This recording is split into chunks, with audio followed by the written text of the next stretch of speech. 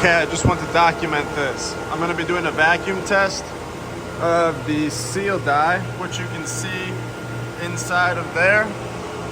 It's this whole system here, right? I'm going to close the die box. I'm going to begin pulling vacuum.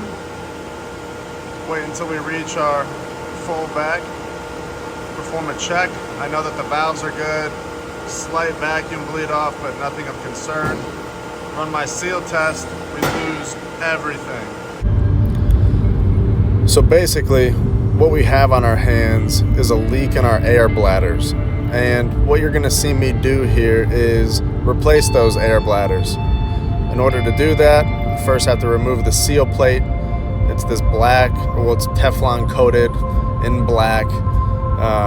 That is what makes the mechanical bond between the forming and non-forming film. The next thing that you see me removing here, it's the heating plate. This is where the heating elements lay, the thermocouple lays. You can see the cabling coming out of the head there. That's where a bunch of wires are at. All of these springs and bushings that you see me removing here, there's 36 of them in total. That is what mechanically moves the entire internal head back into position after we apply air pressure to the bladders.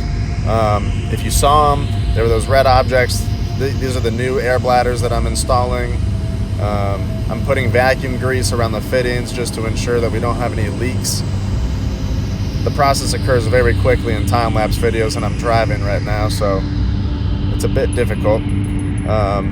Here I am going through the springs and replacing worn out springs in particular. As you can see, I'm putting them back in a very particular pattern. I put all the new springs in the corners and throughout the center of the head just to ensure nice even wear and proper mechanical actuation in its new home.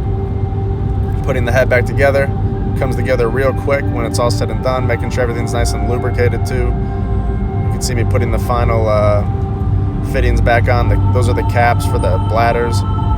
Make sure no air comes out the top. Lubricated with vacuum grease. Cleaning up my mess. This whole thing is about 150 pounds too. It's pretty freaking heavy. I would love to test out my deadlift in the gym. You can see me replacing O-rings for the vacuum as well as the air delivery to the bladders.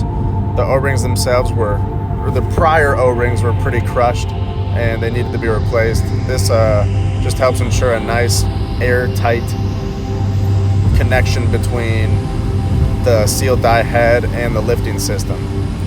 Lubricating all the main bolts before I reinstall, because there's nothing worse than coming up to dry bolts. If you looked quick enough, you could have seen the lifting station moving, but I just tested and confirmed. So now that we got that all taken care of, we'll come back to do our vacuum test again. Now mind you, we took these out. I presume these to have holes in them. I mean, I actually know that they have holes in them just based off the vacuum test. So we're gonna pull vacuum. Wait until we reach our final set level. Close the valves. Close it to atmosphere. Watch for bleed out. Very good. Hit our seal. Versus completely losing all vacuum, we maintain vacuum. Open it. Open the station. And there we go.